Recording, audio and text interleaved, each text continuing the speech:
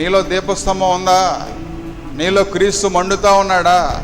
నీలో దేవుని అగ్ని, దేవుని మాటలు ఉన్నాయా ప్రియులరా? చాలామందిలో లేదు. దీపస్తంభం లేనప్పుడు, దేవుని అగ్ని లేనప్పుడు మనం ఓర్పుగా, మనం సహనంగా నిలబడలేము.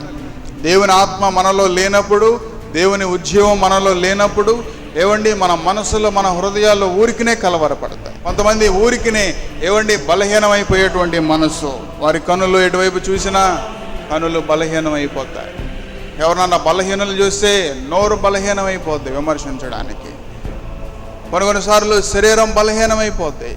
కొన్నిసార్లు తలంపులు బలహీనమైపోతాయి. లోకం వైపు చూసినప్పుడు, స్నేహితుల్ని కలిసినప్పుడు, పొరుగు వారిని కలిసినప్పుడు ఏవండి బలహీనమైనటువంటి ఆలోచనలు మనలో కలుగుతూ ఉంటాయి ప్రియులారా. బుద్ధిహీనులకి, బలహీనులకి, భక్తిహీనులకి, లోకస్తులకి ఎప్పుడు కూడా ఎలా ఉండాలి? దూరంగా మనం ఉండాలి ప్రియులారా.